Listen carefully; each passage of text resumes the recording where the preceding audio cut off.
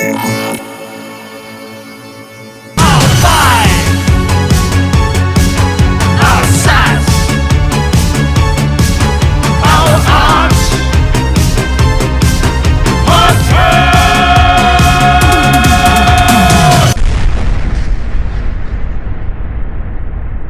you want to start, Rachel? Yeah, I'll start.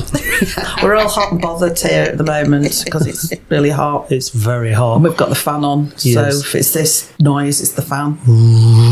Vroom. It's not anybody else. We have got here at the moment, who we're going to speak to this afternoon, is Diane Brammer from D-Selector. I've still not seen inside your studio. Oh, it's Have you amazing. not?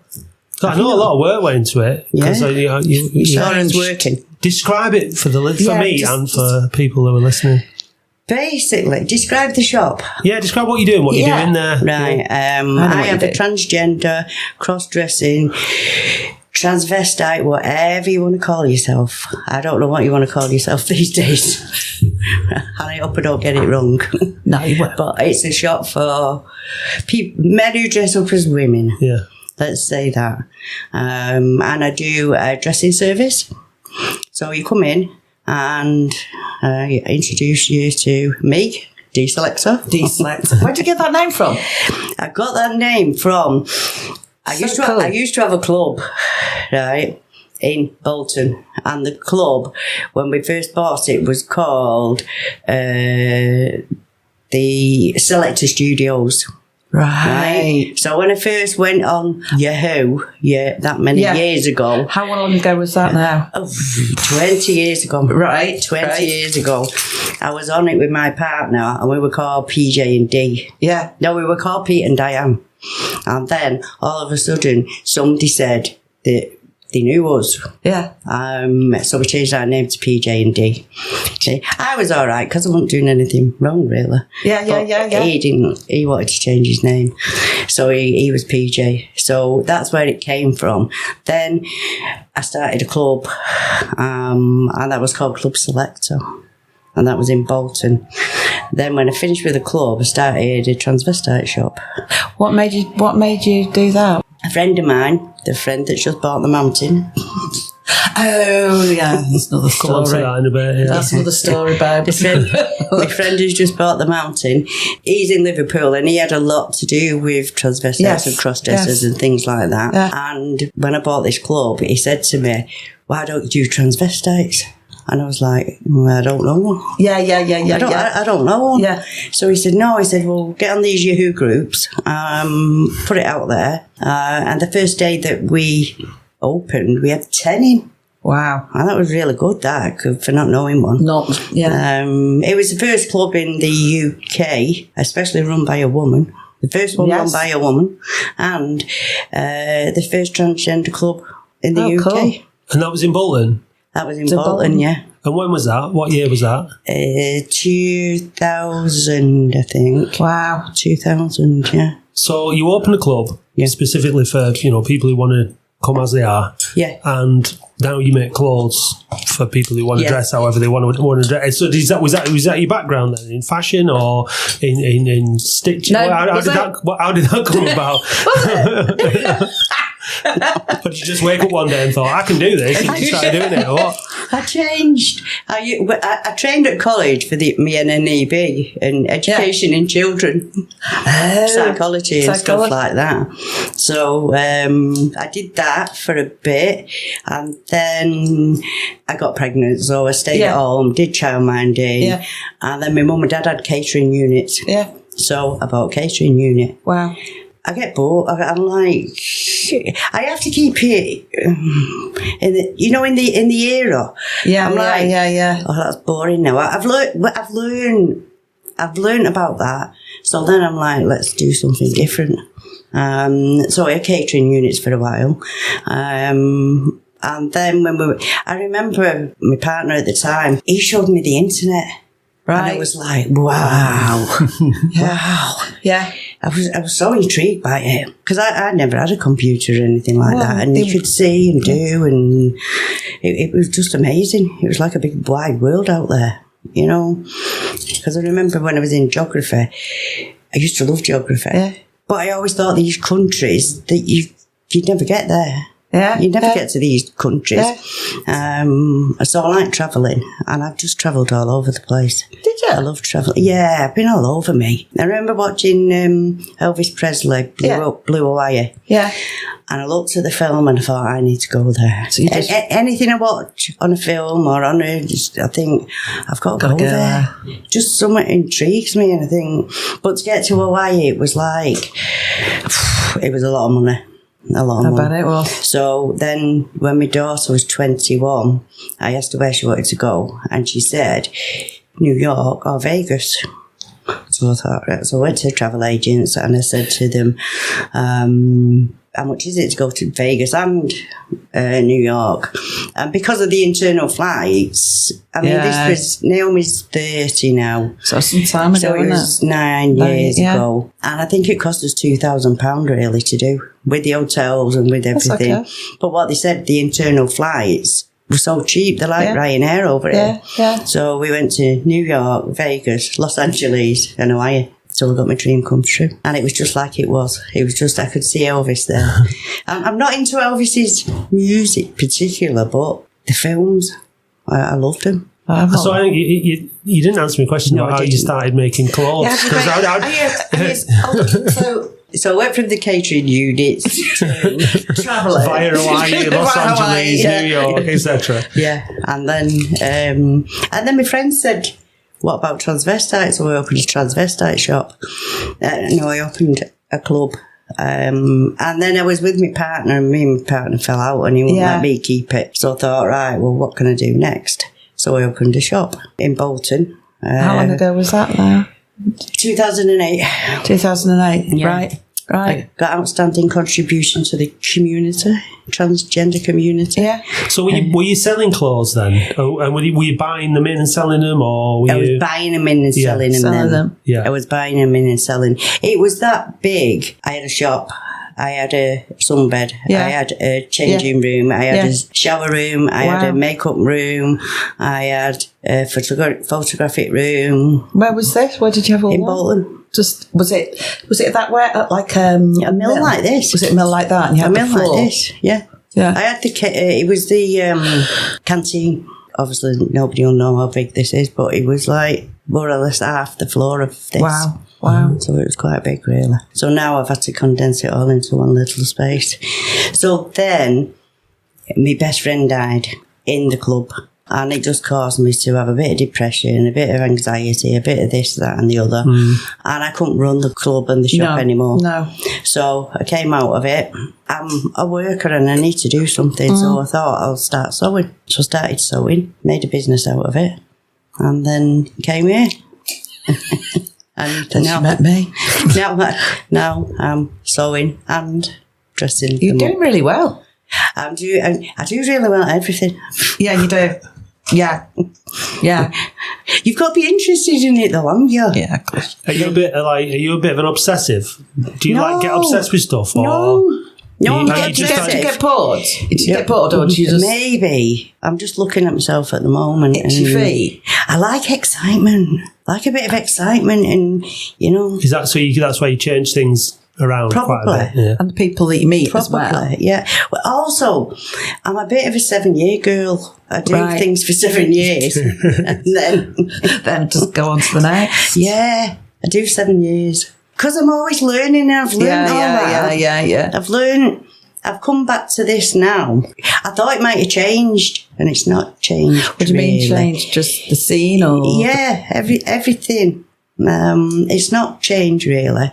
I do a lot of counselling and a lot of helping people and stuff like that. Like unofficial? Unofficial. Like you're just there and you talk. Yeah. And when they come to see you, when they come in, and they just chat. But you don't have a background in psychology, so it's not presumably completely... Not in children. Yeah.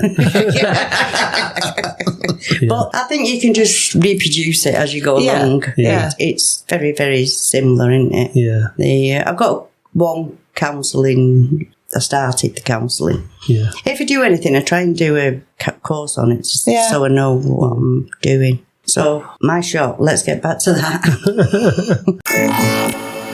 KUPOD is Oldham's only professional podcast production company. This year we produced a variety of shows with Northern Roots Oldham, Oldham Community Radio and fantastic local charity Little Ladylocks.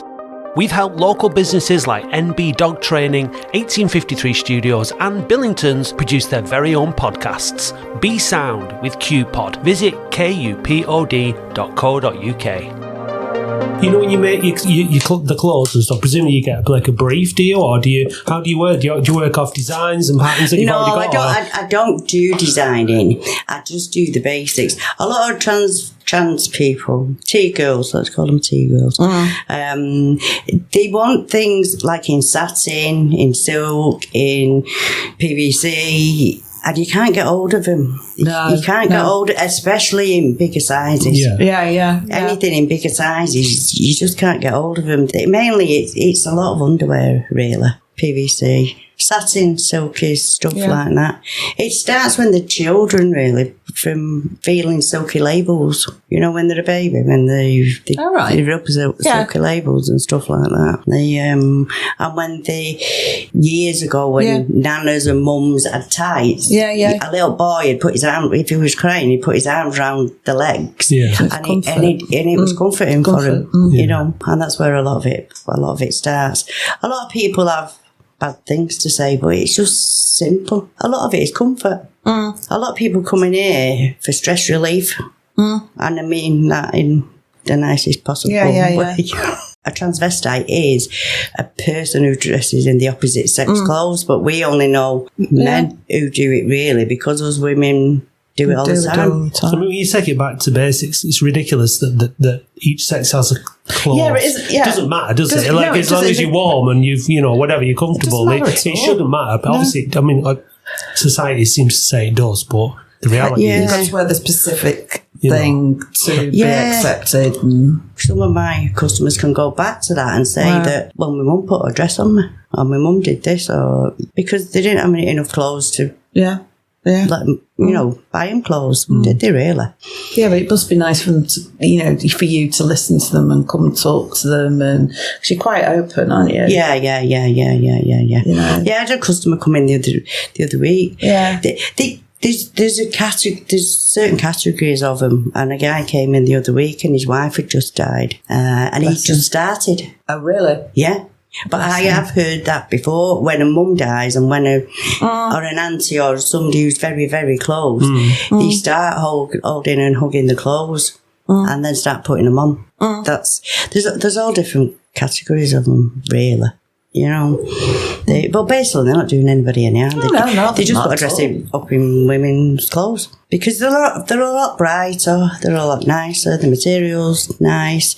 Even now in the 21st century, men can't wear pink thing, The thing is that over the centuries, there's been different things. I mean, think about back to like 1700s, men in wigs and makeup and all this kind of stuff. And there was like reasons for that, because they had horrible hair and the skin and all that, whatever. But then you fast forward to like the 1970s, David Bowie and I mean, I've been in bands and stuff, and I used to wear women's clothes sometimes when I was younger and skinnier. Right, you get from the charity shop because there was I couldn't find a pair of like zebra print flares anywhere else. Do you know what I mean? Because you're going on stage, so you're going to dress in a way, however you want, and it's fun, and it's because you're on stage, it's perfectly acceptable. You can go on stage as a musician dressed however you want, and no one's going to bat an eye. Nobody's going to bat an eye. But you walk down the street dressed like that, then obviously they will. And for me, it was like it's fun to do that. I never had a desire to. But I'd wear what I wanted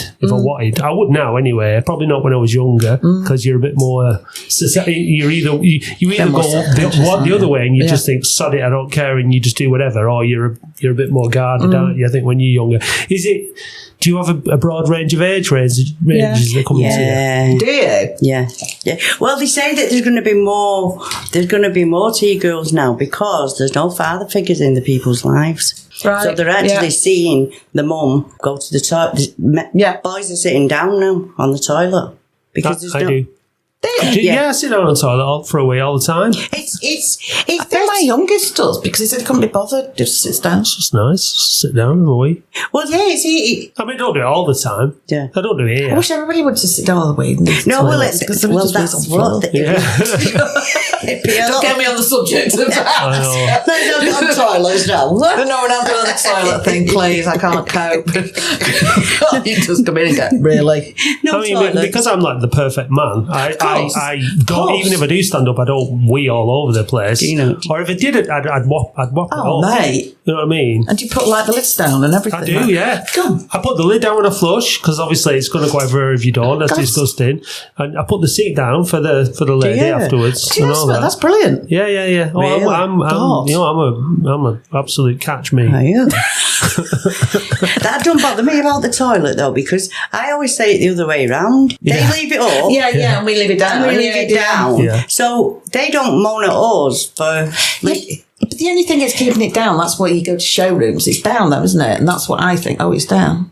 So you can't say whatever's in the toilet, isn't it, really? But shouldn't be anything in the toilet. I just think there's more arguments if you speak to people. He won't put the toilet seat down. He won't put the toilet seat down. Right, well... I mean, I have been on the other end of that, to be fair. Moaned at. I'm like, what does it matter? Blah, blah, blah. Until eventually you just put it down and just get on with it, you know.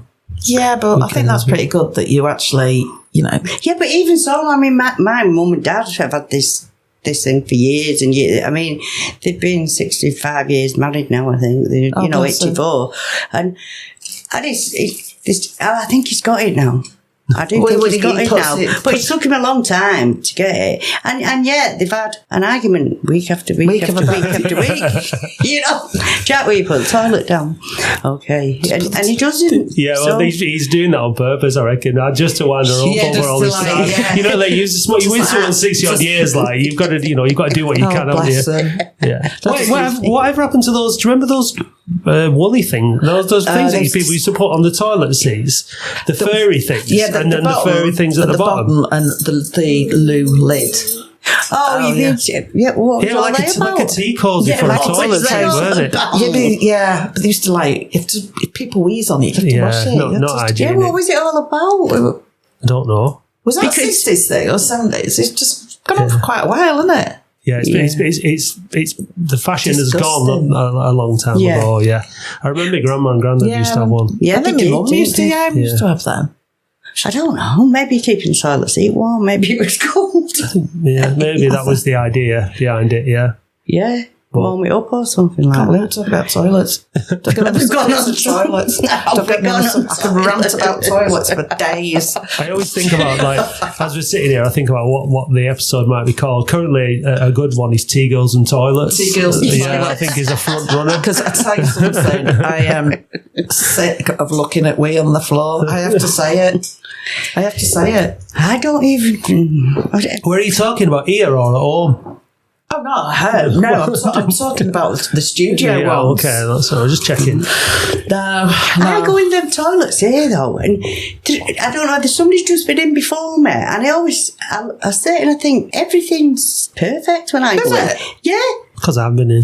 No, because you don't clean it and stuff like that. Whereas the ones on the other side, I'm like, really? You know what it is? Well, you know what? There's two toilets this side. Yeah. One of them, the disabled, well, this is public information for anyone visiting this one. The disabled toilet here, if you need to do a number 2, it flushes fine.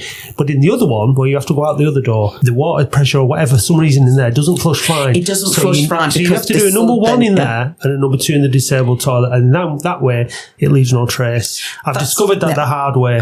Right. There is a reason why that about the toilets, and Gary will be able to tell you, but there is a reason why that happens. Right. Well, that's good. Tune in next week to find out. And also, that's the reason why I buy not really the luxury toilet paper, it's the thinner stuff, because it will flush better. Do you remember that stuff that they used to have at school? What was that great grease-proof paper? So it's called. It was like tissue paper. No, it was like grease-proof paper. It was like tracing paper. It wasn't absorbent. No. And it cut your ass. Yep. So there was like, what was it slid. It was just like... it was horrendous. What was the point in it? Was it just another old-fashioned way of abusing children at school? I think it probably was. And the soap as well, that pink soap. What was it called? That big block of soap. I remember making a vow to myself at school. Not to poo. Not to poo. I said, right, I'm not going to poo at school ever again. And I never did. No, I don't think I did. I just couldn't. Was it not the start of toilet paper, that maybe? The start of toilet paper? Yeah, because... they used to have paper, didn't they? Newspaper. Yeah, my mum used to have newspaper. If you ever went... newspaper and used to flush it down the loo outside. I think it was the start of... When's the start? I mean, I'm only 46. I don't think toilet paper's been around. I mean, but I'm 60. Yeah, so when did toilet paper come in then? Well, I think maybe... I don't know. We'll don't quote me on it. Won't we? But I think that maybe the posh people only had proper toilet paper. First of all, they used to have... My mum would have had... She lived in Bacup, and it's a bit behind time. Bacup fan, yeah. And she always had an outside toilet. Yeah, and they'd have paper. And my dad lived in Manchester, Salford. Yeah. They had a chip shop, so they were a bit more upmarket, you know. And they had loo roll. And they had a loo roll, but I think Heysel might have been one of the first. I didn't know it was the thing is, though, there was Heysel. The thing is that you'd have that at school, but then you'd have normal toilet roll at all. Yeah, you must have been posh. We had normal I'm toilet talking roll. about, like... Well, you know, this is I'm talking about the 80s now. I mean, normal you had toilet it in roll the was... 80s, Yeah. In the 70s, when I was at school, you had Heysel. Yeah. Well, what school did you go to? Well, I mean, I'm from Hollingwood, aren't I? So, you know, From it's not exactly the poshiest. Sure, for God's sake, you know. I don't know. I'm sure they had proper toilet paper at Hume Grammar or something like that. You went to a grammar? No, I didn't know. I'm sure they did. I'm sure we had normal... Anyway, should we change the subject? I'm not sure how long we've been talking about toilets and toilet paper, but it's quite a long time now. Where were we? I forgot. We said don't go there. And then we went there. You say don't go there. Rant about toilets. Yeah. Well, you know, the thing is... Have you got it out of your system, Rachel? Yeah. Have you got it out of your system? But it's the one thing that's relatable to everyone listening. You know, we all use toilets, don't we? Yeah, we always toilets. So there's that.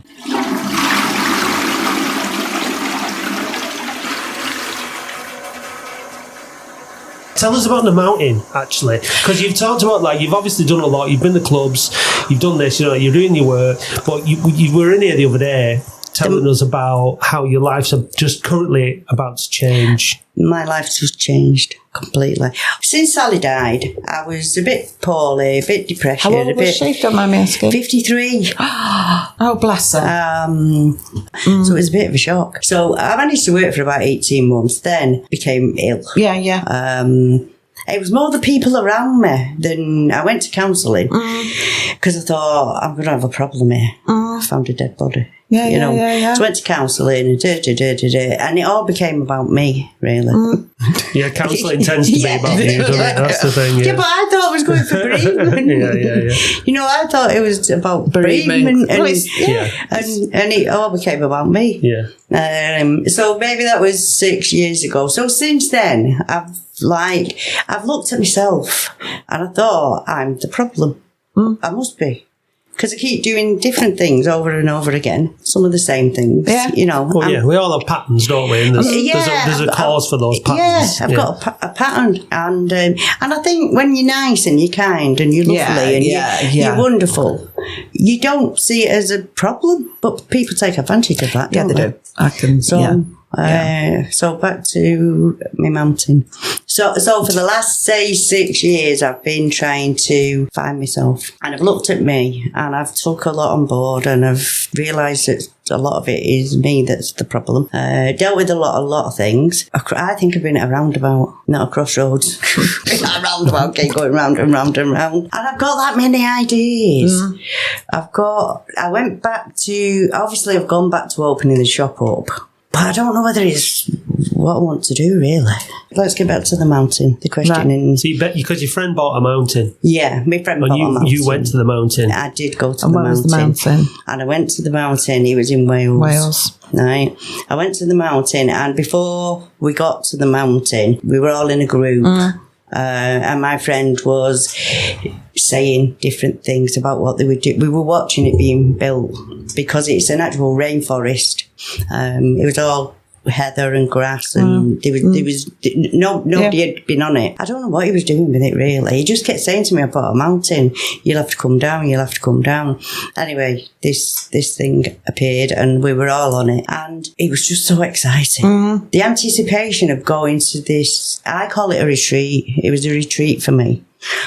Some people call it a jamboree. Some people called it a rave. It was all different names for it, really. And we went. They've actually built a little village, really. Oh wow! You went over a hump, and when you went over the hump, the whole area just lit up with all fairy lights and people with different colours and different hairstyles and different, just everything. It was just like going into like a fairyland. Is it like a permanent somewhere where people live, or was it just created for that? It was just created for that. Right, for that particular weekend. So the mountain couldn't come to Diane, but Diane went to the mountain. And then you had this amazing experience. Oh, I had this amazing experience. I went over the hill. I was just in awe of it all. There was hammocks in the trees. There was fairy lights. There was things from India. There was big elephants. There was dragons. I got there, and the first thing I heard was this guy saying, "I'm Reuben. I'm Reuben. I'm Reuben." Right, sort of in the face. Right. And I thought, oh. He's going to get on my nerves. He's going to get on my nerves, I thought, because he was right. I'm Reuben, and I thought, what's he on? What's he been on? What's he? I judged him, really. I judged him. And I went to bed and I said to everybody, I said, Reuben's going to get on my nerves. So the next morning, I got up bright and early, 5 o'clock, there I was. Wow. I was really excited. Yeah. The music was playing all night, so I didn't really get much sleep. And it was psychedelic music.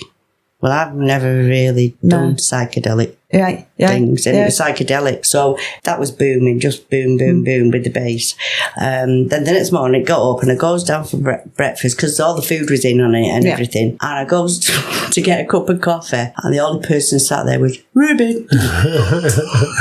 Oh. And I thought, and he went, hiya. And I went, hiya. So on the list before we went was bring some fairies. There was different things. There was different dragons and different things. But I connected with these fairies. So I went all over looking for fairies. And I got from Poundland. Fairies, like ceramic fairies? Yeah, ceramic fairies. Yeah. I found 3 fairies. Yeah. A fairy slide, a fairy swing, a fairy seesaw. Yeah. So you took your fairy. A fairy bridge. Right. So I took all these. So I've got my box of my fairies because I thought I need to go and see this. It's a fairy glen. So I thought I need to find the fairy glen. So get us the cup of coffee and Reuben's there. So he said, Reuben was the guy who actually set up the camp. They'd come up from Cornwall and they had all the tents and the toilets and the toilet was actually an hole in the floor. Was it a compost one? No, it just went into the... Oh, concur with that. Just went into the nature, It was a wooden hut, and it was the toilet was made, but you just sat on a hole, and it went. I mean, you couldn't see it. It went that far down. That it didn't smell. We're on toilets again now. You're on toilets. No, it's me. Maybe you should get one of them in here. It just went right down, and it was lovely. And one of the toilets, again, you sat up near the bar and stuff. It was facing. I sat on the toilet and opened the door, had the door open, and the nature, and the trees, and the animals that was running about in the forest was just amazing. And I'm sat on the toilet. I am going to go back to this toilet because I love this toilet. Yeah, but you can say you've got the poo with the view. Yeah. I'm always thinking. When I first came, I sat on there, and you can be. I'm not very often in a bad mood or anything like that, but I've got something I can sit on that toilet. I'm not a toilet sitter, but no, I'm not. I can sit on there, and I'm like, do you do that? It's a great view out of that window. It is. Yeah, it's gorgeous, and you can see, and all changes through the seasons and everything. It's beautiful. You could pay for a view like that. You would just pay for it. Come in this Anyway, we're going to get off that. So you're So I'm having a coffee with Ruben. So I thought, well, he knows. He's been here for 3 weeks. He's been building it. So I said, Ruben, where's the Fairy Glen? So he said, Fairy Glen. So I said, yeah, the Fairy Glen. So he said, you're having a laugh, aren't you? He said, you're kidding me, aren't you? So I said, no. I said, there's a Fairy Glen. So he said, really? So I said, yeah. So I said, where is it? So he said, what do you want to go to the Fairy Glen for? I said, because I'm going to take the fairies. Right? So I didn't know whether Ruben... I judge Ruben. I didn't know whether... I thought he'd been on something. Yeah. I'm saying I'm going to see the fairies. So then he's like... Wow, he went, can I come with you? So I said, yeah, of course you can. So he said, are you kidding me? So I said, no, I'm not kidding you. So I got my fairies out. Yeah, that's fair enough. Ruben's like, oh, shield. Yeah. No, well, I think that's what Ruben thought. I think what Ruben thought, I met my match here. I met my match here. She's away with the fairies. So he gets the fairies out and he gets the seesaw out and I'm putting the fairies on the seesaw. So Ruben's like, oh, I've met a good mate here. Me and her will be all right. So I showed him all. So he says to me, he went, so you're the Fairy Godmother, aren't you? Oh, right. So I said, yeah, I will be. Yeah. So then we're trying to find the Fairy Glen. We're going to look for the Fairy Glen and Ruben's like, we're off to see, me and Ruben, we're off to see the fairies, the wonderful fairies of Wales. Up the hill. So we get up to the top of the hill. Ruben, I lost Ruben then. So it gets up to the top of the hill. Yeah. And I'm asking these tents, excuse me, do you know where the Fairy Glen is? And they're all looking at me. They've gone out. And they, because I think some people might have been on something because they were at this psychedelic party and they seemed to be, I couldn't get on their wavelength. So I think some people were. And I think they thought I was. Well, yeah, with a box of fairies. With a box of fairies and asking where the Fairy Glen is. So off I go looking for the Fairy Glen. I gets to this place and I says to this lady, I said, do you know where the Fairy Glen is? So she says, no. She said, but can I come with you? I said, of course you can. Right, so we're gathering more people. I picked my husband up on the way. So we're looking for the Fairy Glen. So we find the Fairy Glen. And this lady said to me, Christine, she said, my sister died 5 years ago, she said, and she absolutely loved fairies. So she said, have you brought Linda back? So I said, yeah. So she said, can I call one of these fairies Linda? So I said, of course you can. Don't forget, I've had no drink and no drugs and no nothing. Right? Yeah. So I said, of course you can call it what you want. So she's looking at him and she said, well, she had gingery hair, she said, so I think they call that middle one Linda. So I said, right, okay, then that's fine. So then she gets a little bit upset and her husband comes over and he said, you brought Linda back, haven't you? So she says to me, what's your name? So I said, well, you can call me Diane or the Fairy Godmother. So she said, I'll call you the Fairy Godmother. Oh, you're the Fairy Godmother that's brought Linda back. So I've had no drugs. So we were all just like talking about Fairy Glen and nobody knew one another. Then I was on my way back down and I met this lady and she had this beautiful hat. Yeah. And I kept seeing her over different parts of the festival, but I was never close enough to. And I said to my husband, I said, I'm going to have to tell her what a beautiful hat she has. Yeah. Anyway, she crossed my path. So I said, I've got to tell you, I've got to stop you. I said, and tell you what a beautiful hat you have. So she says, where have you been? So I said, been to the Fairy Glen. So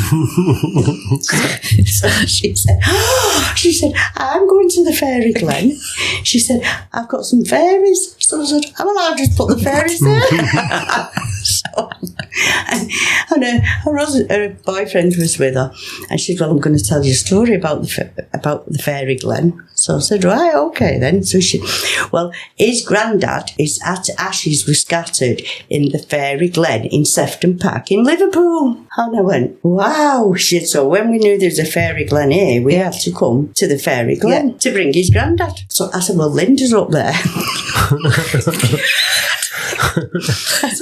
I said, well, there's a lady up there, he said, called Linda. I said, so your granddad will have someone to talk to. Yeah. So then we went back down to have dinner, breakfast or whatever. Christine's there, so she's like, Fairy Godmother, Fairy Godmother. So I went, I said, I found a friend for your Linda. So she went, what do you mean? So I said, well, you know his granddad over there? I said, well, he's up there now. We all Linda. I said, they're having a party up there. So I was named the Fairy Godmother of the camp. Yeah, it's stuck. Right? And everybody, there was different stories, and I ended up becoming the Fairy Godmother. None of them knew me. Yeah. Right? Yeah. But they all knew me, really. They was all telling me what a wonderful person I was, how kind I was, how this I was, how they knew me. At the end of it, my friend, he said, everybody was talking about you. Everybody was talking. Because I went round and spoke to everybody. I learned so much. I learned so much of different people. Yeah. It was different walks of life and different, and I don't know whether they was on drugs or they weren't on drugs, but it sounds like a festival type thing in a way, and it's funny how these kind of places, when you go, everyone sort of leaves some of themselves, the serious self behind. They're a lot more open in that environment, and if you're open to everything that's going on around you, it's an amazing. It can be an amazing experience. Can't it? I didn't have a drink or anything because I wanted to take everything in. I wanted to know what I was doing. I didn't want to get to a stupid stage where I thought, did he say that? Or did he say that? You know? And for the full weekend, people couldn't believe that I felt I was actually high on life. Oh, that's brilliant. Have you ever been high on life? Yeah. Because a lot of people haven't. A lot of people don't know what it is. But you're quite open anyhow. You're very, you're very approachable. Yeah, well, and you're very open. There was a lot of people there. We'll go back to Reuben. Reuben was my best friend, and I kept bumping into Reuben. I don't know whether he'd had anything or not, but Reuben had ADHD. AD. Right? Yeah. And they all kept saying to me, Fairy Godmother, go and calm Reuben down. Right? And me and Reuben we sat on a swing one day. It was a 2-swing. Yeah. And we sat on this swing, and Reuben got on it, and we nearly went over. And I went, right, Reuben. I said, here's the rules. We just swing. Just swing. Just a rhythm, backwards and forwards. I said, do you remember when you was a kid? And he went, no. And I went, well, you just went on the swing and you just swung backwards and forwards. So he started telling me about his childhood and some of the things in his childhood and one thing and another. And we just bonded. Yeah. We just bonded. I've been out with him since. He's actually from Cornwall, and he's met some amazing people. Most of the people were from Liverpool because that's where my friend's from, and he's met some amazing people and we've met up since. It was his birthday a couple of weeks ago, and he came up. He's had a bad childhood, bad upbringing, bad whatever he wants to do, but he's a very, very, very he's one of the cleverest people I know. He's so clever, and he knows everything about everything. He's really, really clever. And me and him, he's a male, I'm female. I'm nearly 60. He's 30-ish, I think. 35 or something like that. And we just get one another. We just really get one another. And he said to me, last Saturday, we was lay on the grass at my friend's house, and we were looking up at the ceiling, and he went, you just make me calm. He went, I'm not calm, but I'm never calm unless I'm around you. And he can sit still for a bit and lie for a bit, and, he said, you've got such a calming influence. He said, when you listen to me, he said, and you're not shocked by anything I say. No. You're not shocked. No. I said, well, I'm not going to judge you. I'm not going to judge you. And that person that I walked on to, I judged him. I thought, oh, he's going to get on my nerves. And I judged him. And how many times do we judge people and we don't know them? We see people walk, you know, the clothes, we're going back to clothes, we're going back to transvestic, we're going back to all these other things. Yeah. How many times do we judge somebody without even getting to know him? And Ruben will be in my life forever now, I think. You know, he phones me up and he's Fairy Godmother. We went to a rooftop terrace party in Liverpool again, and I got there and they were all, oh, Fairy Godmother, I didn't know that you was here. I didn't know you was here. And I think that people who don't even know knew my character. They knew that I was a nice person. They knew they could.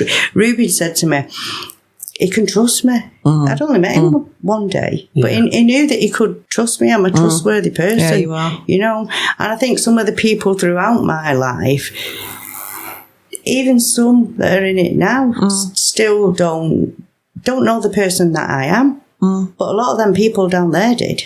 It's funny, isn't it, where you make connections and where you find friends and things like that. It's often sort of like, I think in a way you have to be in not that you have to be in a certain state of mind, but certain environments and certain places make it easier, facilitate it, don't they, to some degree? I've always been the one that people are attracted to. I've got a lot of energy. They feed off my energy, you know, and I haven't seen that before. I just help him, and you know, I don't think throughout my life many people have actually helped me. I've had to do it all on my own. You know, I had my own back, have me, and I didn't realise till now that they do feed off my energy. And every now and again, I've done quite well in my life that I haven't been depressed and I haven't been suicidal. You know, my mental health's been quite good, really. But it was only when Sally died that I realised, because I wasn't helping them other people, they couldn't get on. They couldn't.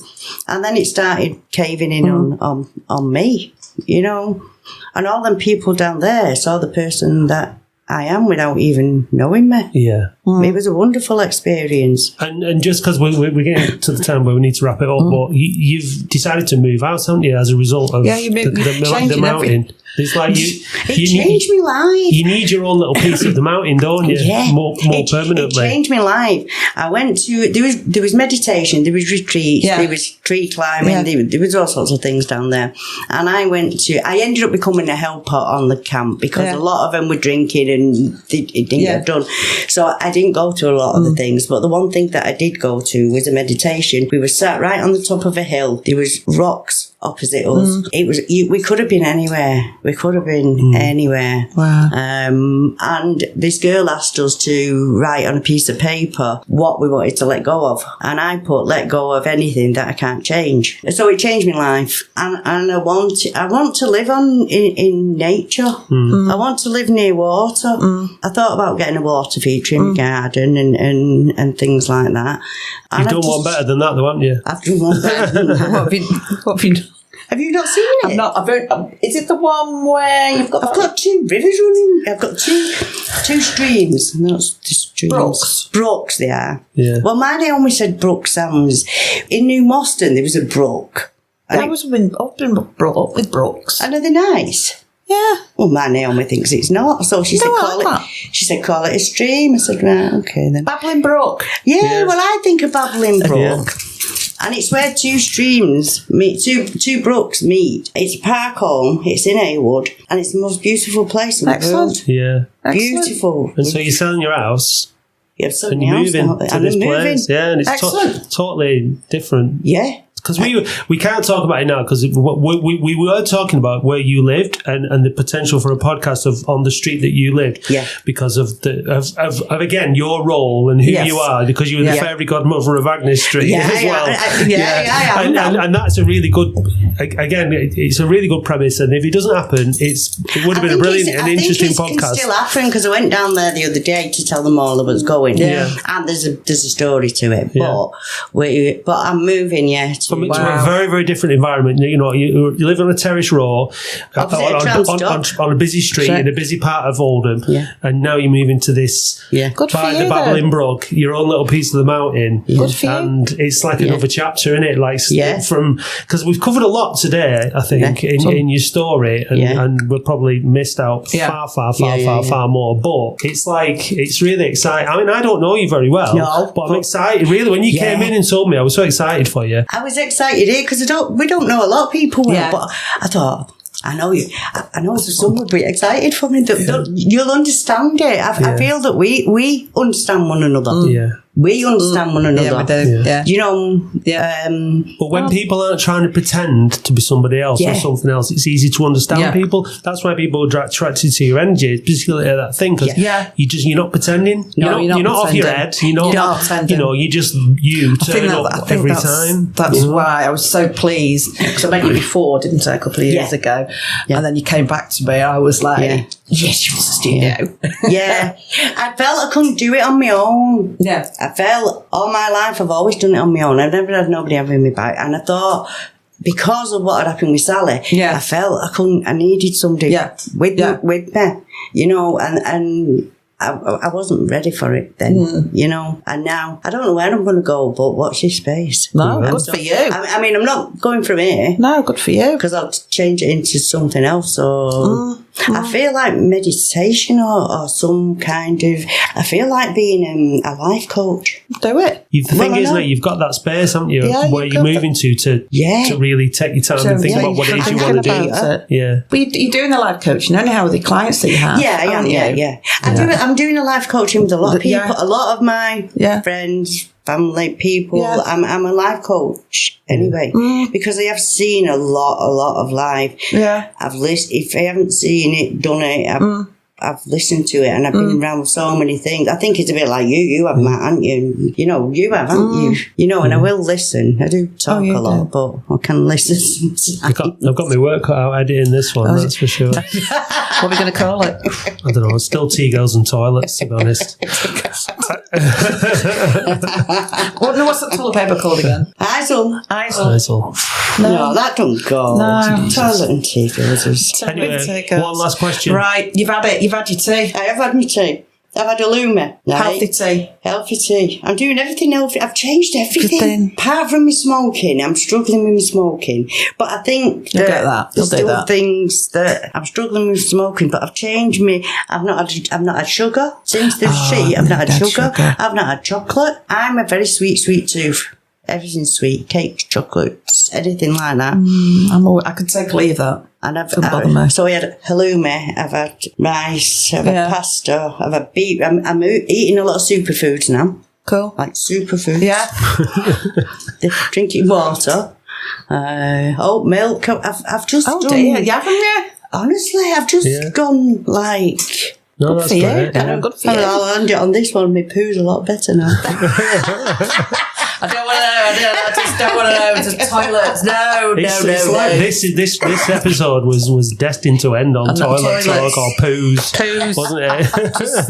Lots of toilet roll going. This size of toilet roll is ridiculous. I don't know what it goes. It's not me. Honestly, listen. I have my poo at 9 o'clock in the morning, and then I have another one at 5 o'clock. What a good one. So I've never been like that. I've never had a poo here. Right? I just go at that time now, and now I have had a middle one now. Now my body's full. God, I don't know. Oh no, but here I turn it round. The toilet roll's gone. I'm going, what are they doing? Well, it's not me. Someone's taking it home. It's not me. Put a camera in there. See who it is. You can't put a camera in the toilet. No, I wouldn't do that. I wouldn't. No, I can't. No. See everybody's face. What are you in for tea? You know what? I was thinking about a chicken salad tonight, but I'm starving. But then when I make salads, I make big salads. Yeah, or proper. Like a big mixing bowl full of it, you know, with a lot of chicken in it and some chickpeas and stuff like that. Oh, I love salads. In summer, because it is today, it is boiling. You know what? You'll be able to hear on because the window's open. I could hear the ice cream van from outside. So there's a bit of background, a bit of ambience. But it's the middle of summer now. It's boiling. So, but I thought it was really, really interesting. Yeah, it was very interesting. This is why I love this. Is very, very interesting. It's great to chat to everybody, isn't it? Yeah. Everyone's that interesting, and even in an hour You we could go on for hours. Yeah, you could. Yeah. Fairy Godmother, thank you very much for joining us. Thank you. That's going to be your name now from now on, isn't it? Fairy Godmother.